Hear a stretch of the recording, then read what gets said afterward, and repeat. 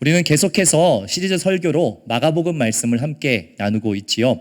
지난주가 벌써 5번째 시간이었는데 너희가 먹을 것을 주라 라고 하는 제목으로 오병이어 기적의 의미에 대해서 살펴보았습니다.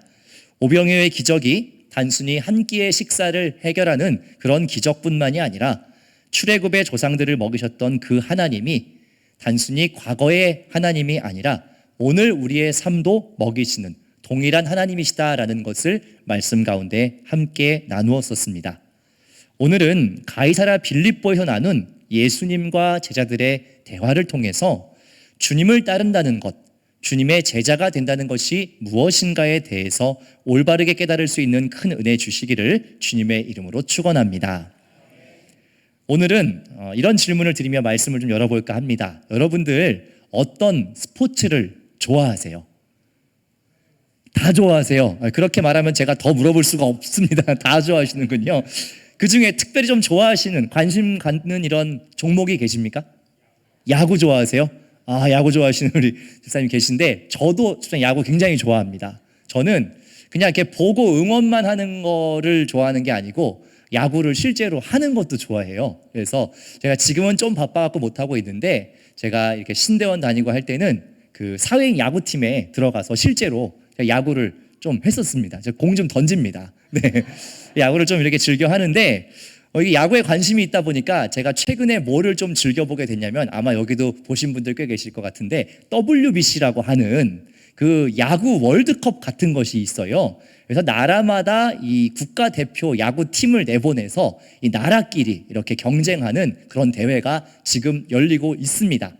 조금 안타까운 것은 저희 나라가 어제 아침 경기에서 8강전이었는데 크게 졌습니다. 그래가지고 떨어졌어요. 더 이상 그래서 조금 재미가 반감되긴 했는데 그럼에도 불구하고 이 WBC 야구 경기를 쭉 보면서 제가 굉장히 재밌었던 부분은 뭐냐면 이 국제대회인 만큼 전 세계에 내놓으라 하는 야구 선수들이 한 자리에 다 모여가지고 시합을 하는 겁니다.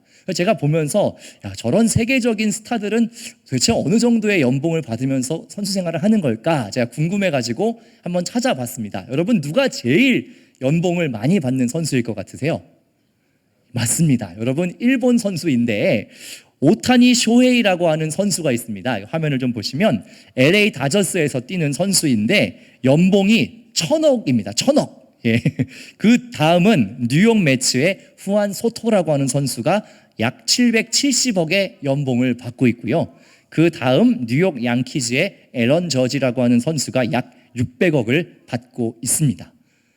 여러분 전혀 안 놀라시는 이유는 이 정도는 그냥 다 이렇게 다 이 정도 있으셔서 안 놀라시는 건가요?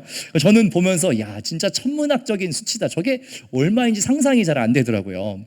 근데 여러분 그 팀들이 이런 어마어마한 금액을 선수에게 지불하는 이유는 뭘까요? 왜 이런 정도의 돈을 안겨주면서 우리 팀으로 오시라 이렇게 하는 걸까요? 좋은 성적을 거두고 특별히 팀이 우승하면 좋겠다는 그 바람을 가지고 이런 어마어마한 연봉을 지어주는 것이죠. 그런 기대하는 것들이 있기 때문에 우리가 상상도 못할 이런 금액을 선수에게 지불한다는 겁니다. 그런데 문제는 반대로 그 기대감이 깨지는 일들도 종종 있습니다. 엄청난 연봉을 지불했는데 생각보다 성적이 안 나오는 경우도 있다라는 거예요.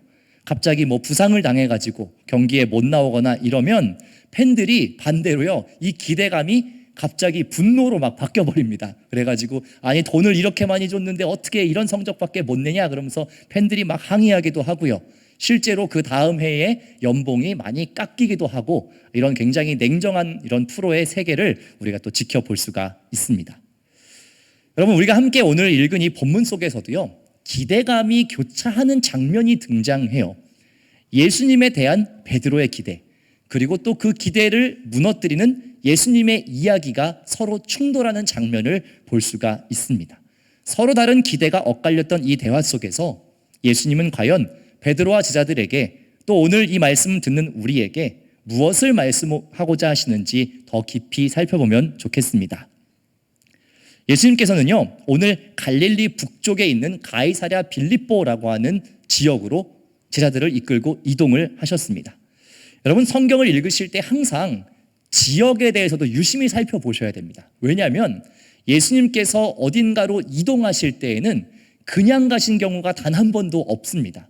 그냥 우연히 어떻게 가다가 어디를 들렀다 이런 게 아니고요. 항상 어떤 지역을 갈 때는 거기에 가시고자 하는 분명한 목적과 이유가 있으셨어요. 그러니까 오늘 가이사랴 빌립보를 방문하신 것도 예수님께서 다분히 어떠한 의도를 가지고 그곳에 방문을 했다라는 것입니다. 여러분, 오늘 등장하는 가이사랴 빌립보, 이 독특한 도시인데요. 이 지역의 이름을 딱 들었을 때 어딘가 계속 듣던 단어가 탁 들렸다. 혹시 발견하셨습니까? 가이사, 그렇죠. 제가 설교 때마다 계속 강조했던 게 그 당시에 이스라엘은 로마의 황제인 가이사의 통치를 받고 있었다라고 말씀을 드렸지요. 그런데 여기 동네 이름이 가이사랴 빌립보인 겁니다. 이 앞에 가이사랴는 잘 말씀해 주셨는데 황제 가이사의 이름을 딴 이름이에요. 뒤에 빌립보라고 하는 이 단어는 그 당시에 갈릴리 지역을 다스리던 분봉왕 헤롯 빌립의 이름을 딴 지명입니다. 그러니까 이 이름 자체가 두 사람의 이름을 하나로 합쳐서 만든 지명인데 로마의 황제 가이사 그리고 로마의 파송을 받아서 갈릴리 지역을 통치하던 분봉왕 헤롯 빌립, 이 두 사람의 이름을 하나로 합쳐 만든 도시입니다. 그럼 여러분, 이 도시가 조금 어떤 분위기인지 이제 상상할 수 있으시겠습니까? 이 도시는 로마가 직접 세웠고 목적은 무엇이냐? 로마 황제를 숭배하는 도시로서 이 갈릴리 지역에 로마가 직접 세워둔 도시였습니다. 그러니까 그곳에는 무엇이 있냐? 황제를 숭배하는 신전이 세워져 있고요. 그리고 거기를 들르는 모든 사람들은 반드시 무엇을 해야 되느냐? 그 황제의 신전에 가서 황제에게 경배하는 일을 반드시 해야만 했습니다. 바로 그 황제의 절대 권력을 상징하는 이 도시에 지금 예수님께서 제자들을 데리고 들어가셨다라는 것입니다. 그리고 바로 이곳에서 예수님 제자들에게 질문을 한 가지 던지시는 거예요. 27절의 말씀을 함께 읽겠습니다. 예수와 제자들이 빌립보 가이사랴 여러 마을로 나가실새 길에서 제자들에게 물어 이르시되 사람들이 나를 누구라 하느냐. 아멘. 예수님께서 제자들에게 무슨 질문을 하시냐? 사람들이 요즘 나에 대해서 무엇이라고 이야기하느냐라는 것을 물어보십니다. 그러니까 제자들이 자기들이 들은 여러 가지 이야기들을 예수님께 하나하나 이야기하기 시작해요. 주님, 어떤 사람들은 주님을 세례 요한이 다시 부활한 것이라고도 합니다. 또 어떤 사람들은 구약의 옛 선지자 이 엘리야가 다시 살아난 것 같다라고도 이야기하고요. 또 어떤 사람들은 많은 사람들이 하나님이 보내신 선지자라고 생각합니다. 이렇게 대답을 합니다. 제자들은 여기저기서 들었던 예수님에 대한 이야기를 조목조목 예수님께 말씀하세요. 그런데 예수님께서 정말 듣고 싶었던 이야기, 진짜 궁금하셨던 것은 따로 있었던 모양이에요. 그게 뭐냐면 이 제자들, 다른 많은 무리들 말고 항상 이 곁에 함께 하면서 예수님의 사역을 다 옆에서 경험했던 이 제자들은 과연 나에 대해서 뭐라고 생각하고 있을까라는 질문을 던지십니다. 그래서 단도직입적으로 물어요. 29절 함께 읽겠습니다. 또 물으시되 너희는 나를 누구라 하느냐? 베드로가 대답하여 이르되 주는 그리스도시니이다 하매. 아멘. 예수님께서 제자들에게 이렇게 묻는 겁니다. 그러면 너희는 나를 누구라고 생각하느냐? 이렇게 묻자 베드로가 손을 번쩍 들고 대답을 하는 겁니다. 예수님, 주님은 그리스도이시고 구원자이십니다. 라고 이야기를 합니다. 여러분, 베드로가 드디어 홈런을 친 거예요. 홈런을. 예수님 구원자이십니다라고 딱 고백을 했습니다. 다른 사람들은 예수님을 보고 선지자 이렇게 정도밖에 생각하는지 모르겠지만 제가 생각해 볼 때, 제가 옆에서 주님을 쭉 살펴보니 우리 민족이 기다리고 있던 그 메시아, 이 선지자들이 장차 올 것이다 예언했던 그분이 바로 주님이십니다. 라고 고백을 한 것이죠. 이 고백은 한 100점 만점에 200점을 줘도 부족하지 않을 내용상 완벽한 정답입니다. 여러분도 그렇게 고백하시죠? 예수님은 구원자이시다. 아멘이시죠? 너무나 정확한 고백이에요. 그런데 이 베드로의 고백을 들은 예수님의 반응이 우리의 예상하고는 조금 다른 반응이지요. 우리 30절, 31절 함께 읽겠습니다. 이에 자기의 일을 아무에게도 말하지 말라 경고하시고 인자가 많은 고난을 받고 장로들과 대제사장들과 서기관들에게 버림받아 죽임을 당하고 사흘 만에 살아나야 할 것을 비로소 그들에게 가르치시되. 아멘. 예수님은 베드로의 이 확신에 찬 고백을 들으시고는 뭔가 조금 어울리지 않는 듯한 이야기를 갑자기 꺼내십니다. 이 이야기를 아무에게도 알리지 말아라 라고 하면서 무슨 이야기를 하시느냐? 나는 이제 많은 고난을 받을 것이고 서기관과 장로들과 대제사장들에 의해서 죽게 될 것이다 라고 이야기를 하시는 거예요.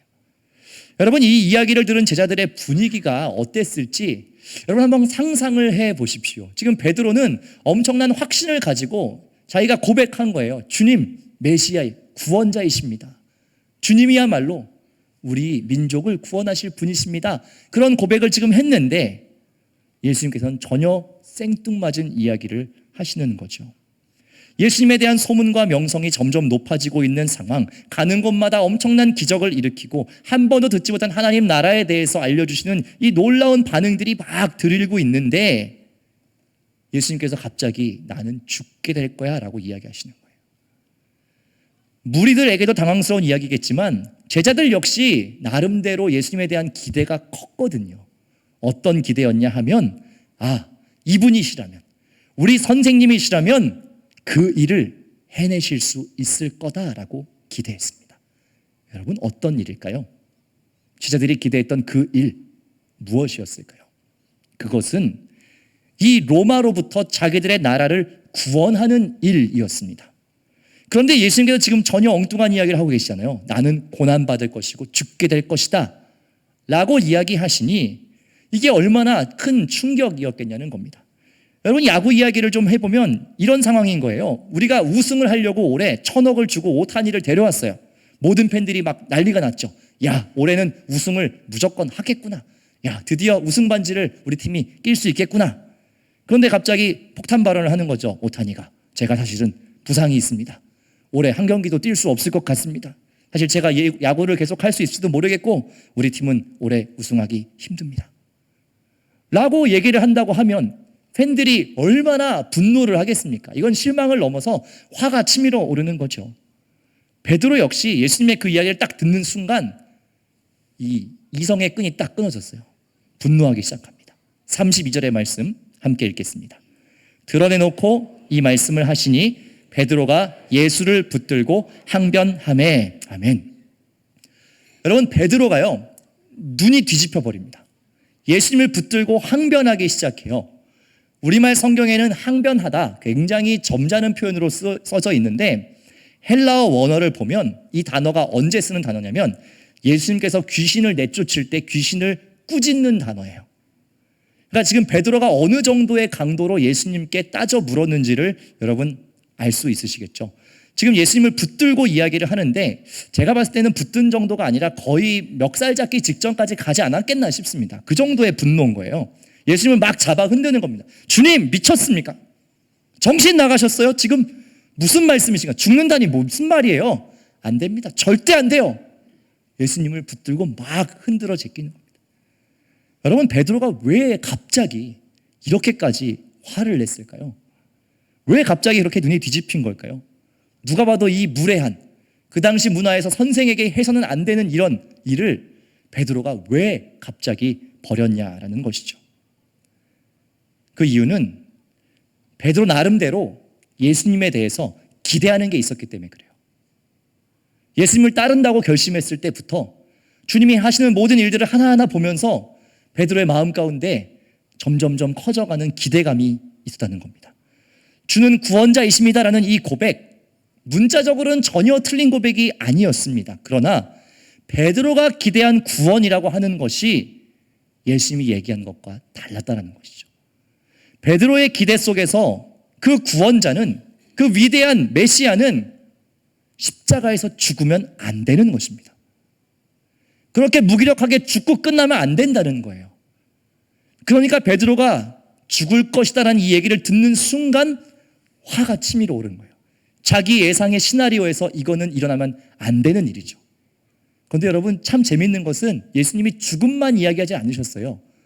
죽고 부활할 것이다 라고 분명히 얘기하셨거든요. 그런데 베드로는 그 뒷얘기는 전혀 들리지도 않았던 거예요. 죽는다라고 하는 순간 안 됩니다. 바로 분노가 튀어나왔다라는 거죠. 베드로가 기대한 구원은 무엇이었냐? 지금 자기들이 서 있는 이 가이사랴 빌립보의 거대한 신전들, 이것들을 세운 로마의 황제의 권세를 예수님께서 놀라운 기적의 능력으로 물리치시고 굴복시키고 그 위에 군림하여서 우리 이스라엘이 당당하게 독립하는 것, 그것을 베드로는 꿈꿨단 말입니다. 예수님께서 새로운 이스라엘의 왕이 되어 주시기를 바랬다는 것이죠. 그리고 더 나아가서는 예수님이 왕이 되신다면 자신들도 좌편과 우편에 앉아서 무언가 중요한 역할을 감당할 수 있지 않을까라는 그 기대를 가지고 있었다는 겁니다. 즉 베드로가 기대했던 것은 무엇이냐? 그 구원이라 하는 것은 상향성의 구원이었어요. 높이 올라가서 점령하고 다스리고 힘으로 눌러서 우리나라를 구원하는 것, 그것이 베드로가 꿈꾸고 그렸던 구원이었다는 겁니다. 예수님은 그런 베드로를 향해서 지지 않고 엄중하게 응수하십니다. 33절의 말씀을 함께 읽겠습니다. 예수께서 돌이키사 제자들을 보시며 베드로를 꾸짖어 이르시되 사탄아 내 뒤로 물러가라. 내가 하나님의 일을 생각하지 아니하고 도리어 사람의 일을 생각하는도다 하시고. 아멘. 예수님도 지지 않으세요. 베드로를 똑같이 꾸짖으십니다. 그러면서 이렇게 말씀하세요. 사탄아 물러가라. 여러분 저는 이 말씀을 볼 때마다 예수님 조금 과하신 것이 아닌가 라는 생각이 들 때가 있어요. 성경을 보다 보면 간간히 그런 장면들이 있습니다. 하나님이 예수님이 이거 너무 좀 과하신 것 아닌가. 저는 이 말씀을 볼 때마다 좀 그런 느낌이 들어요. 아무리 그래도 베드로인데 삼시세끼를 항상 먹고 자고 함께 동고동락하는 이 제자한테 어떻게 사탄이라고 할 수가 있는가. 베드로가 틀린 말을 한 것도 아닌데 주님 너무 하시는 것 아닙니까? 이런 생각이 드실지도 모르겠습니다. 그런데 여러분 왜 주님은 베드로에게 사탄아라고 이야기했냐 하면 여기서 말하는 이 사탄이라고 하는 것이 무슨 막 귀신이 들리고 막 거품을 불고 그런 것이 아닙니다. 주님이 말하는 사탄이라고 하는 것은 십자가를 통과하지 않고 영광을 누리도록 하는 그 유혹, 고난을 통과하지 않고 생명을 얻으려고 하는 그 유혹, 희생하지 않고 승리만 누리고 싶어하는 그 얄팍한 유혹이 바로 사탄의 생각, 사람의 일이었다는 것입니다. 세상이 우리에게 가르쳐주는 가치관이에요. 더 높은 곳으로 올라가서 누르고 다스리고 그래야 네가 살 수 있고 남을 밟고 일어서야 네가 이기는 것이다라고 가르치는 그 세상적인 생각, 인간의 일, 그것을 주님은 사탄적이다 말씀하셨습니다. 주님은 이어서 정반대의 길을 말씀하고 계세요. 34절과 35절을 오늘 우리에게 들려주시는 말씀으로 함께 읽겠습니다. 무리와 제자들을 불러 이르시되 누구든지 나를 따라오려거든 자기를 부인하고 자기 십자가를 지고 나를 따를 것이니라. 누구든지 자기 목숨을 구원하고자 하면 잃을 것이요 누구든지 나와 복음을 위하여 자기 목숨을 잃으면 구원하리라. 아멘. 주님께서는 이제 십자가의 길에 대해서 이야기를 하십니다. 누구든지 나를 따르려거든, 나의 제자가 되려거든 어떻게 해야 되느냐? 자기를 부인하고 자기 십자가를 지고 따라야 한다라고 말씀하십니다. 어쩌면 가장 연약해 보이고 무기력한 죽음처럼 보이는 그 십자가의 길, 그 길을 걸어야 제자가 될 수 있다라고 이야기하시는 겁니다. 즉 예수님께서 지금 말씀하시는 길, 걸어야 한다라고 말하는 그 길은 세상이 말하는 가이사랴 빌립보의 상향성의 길이 아닙니다. 높이 올라가고 누르고 힘으로 군림하는 그런 길을 가지 말라고 말씀하시고 반대로 철저히 낮아지고 죽어지고 희생하는 하향성의 길을 걷는 것이 제자의 길, 십자가의 길이다라고 말씀하시는 것입니다. 주님은 나를 따르려면 자기를 부인하고 자기 십자가를 지라 말씀하셨습니다. 여러분 자기를 부인한다는 것 이거 굉장히 무겁고 어렵게 들리시지요. 내 존재를 부정하거나 나 자신을 막 없는 것처럼 여기라 그런 말이 아니고요. 내 인생의 주도권을 주님께 드리라는 겁니다. 내 인생의 주도권을 내가 쥐고 있으면 무슨 일이 필연적으로 생기는지 아십니까? 우리는 자꾸만 상향성의 삶을 꿈꾸게 됩니다. 베드로처럼요. 높은 곳으로 올라가서 힘으로 군림하고 그 세상의 논리에 발맞춰 살아가고자 하는 그 욕망이 자꾸 우리 속에 올라온다는 거예요. 그래서 주님은 말씀하시는 겁니다. 그 길은 죽음의 길이다. 그 길 끝에는 구원이 없다라고 말씀하세요. 오히려 나와 복음을 위하여 자기 목숨을 잃으면 구원할 것이다 라고 말씀하시는 것이죠. 때로는 주님으로 인해 불편하기도 하고, 때로는 손해보기도 하고, 때로는 어리석은 사람 취급을 받을지라도 그것을 기쁨으로 감내하는 그 삶, 그 십자가의 삶을 살으라 말씀하고 계시는 것입니다. 왜 그렇습니까? 그 하향성의 삶의 방식 속에만 주님이 약속하신 생명이 있기 때문에 그렇습니다. 누구든지 자기 목숨을 구원코자 하면, 그 상향성의 길로 걷고자 하면 그 목숨을 잃을 것이다 말씀하셨고요. 누구든지 나와 복음을 위하여 하향성의 삶을 살고자 하면 구원받고 생명을 누리게 될 것이라고 약속하십니다. 세상의 눈으로 보면 십자가는 패배인 것 같아 보입니다. 절망이고 끝나는 것처럼 보입니다. 하지만 우리가 잘 아는 것처럼 우리 주님은 그 십자가를 통과하심으로 부활의 생명, 세상이 줄 수 없는 진짜 소망, 참된 구원의 능력을 우리에게 허락하신 줄 믿습니다. 사랑하는 왕십리 중앙교회 성도 여러분, 오늘 우리가 함께 나눈 이 이야기는 그저 2000년 전 예수님과 제자들 사이에 있었던 그런 단순한 대화가 아닙니다. 이 이야기 속 베드로와 제자들의 그 자리에 여러분들의 삶을 한번 대입해 보십시오. 우리 또한 주님을 따른다라고 입으로는 이야기하면서도 우리가 욕망하고 기대하는 어떤 예수님의 모습을 갖고 있지 않느냐는 것입니다. 우리가 주님을 사랑합니다, 주님을 따릅니다 입으로 말하지만 여전히 내 안에 시퍼렇게 살아있는 내 욕망이 있다는 거예요. 하나님 이러했으면 좋겠다, 하나님 나에게 이렇게 해주셨으면 좋겠다. 그렇게 내가 원하는 대로 마치 내 인생의 어떤 욕망을 달성해 주시는 그런 슈퍼스타로 주님을 내 삶에 영입하고 써먹고 싶어 하지는 않느냐라는 겁니다. 그게 오늘 베드로가 예수님께 질책받은 이유였어요. 주님의 길이 분명하게 있는데 그 길이 아닌 다른 길을 걷고자 함으로 주님을 이용하고자 했다는 거예요. 주님은 오늘 이 부분을 우리에게도 똑같이 묻고 계시는 겁니다. 어떤 길을 걷겠느냐? 너희는 나를 누구라고 고백하느냐? 그 고백의 동기 안에 무엇이 들어있느냐라고 주님 오늘 우리에게도 물으신다라는 것이죠.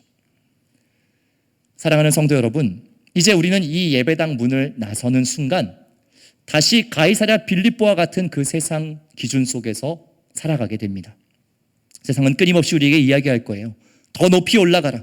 너 자신을 증명하고 힘을 가져야 지지 않는다 라고 속삭이며 계속해서 우리를 그 상향성의 길로 걷도록 유혹할 겁니다. 그러나 바로 그때에 여러분 이 말씀이 여러분의 삶 가운데에 분명하게 기억될 수 있기를 원합니다.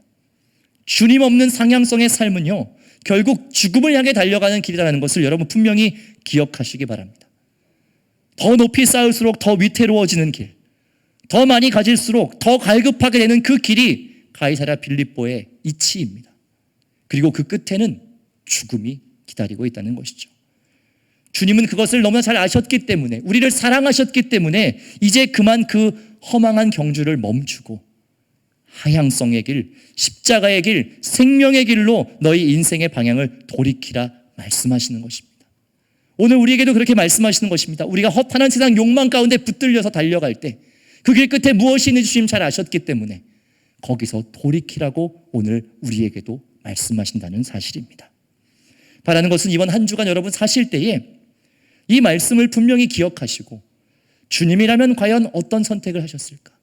주님이라면 과연 어떤 길을 걷고자 하셨을까 하는 것을 늘 고민하시고 기도하시는 가운데 이번 한 주의 삶을 사실 수 있게 되기를 간절히 소망합니다. 여러분 세상의 눈으로 보면요, 주님 걸으신 그 길이 마치 지는 것 같고 미련해 보이는 것 같아 보입니다. 하지만 기억하십시오. 내가 죽어야 내 안에서 주님께서 사실 수 있는 겁니다. 예수님과 복음을 위해 우리의 삶의 주권을 내려놓는 그 삶, 그 하향성의 삶을 살아갈 때에 우리가 발 딛고 서 있는 가이사랴 빌립보에서도 하나님의 통치가 임하는 하나님 나라가 시작될 것입니다.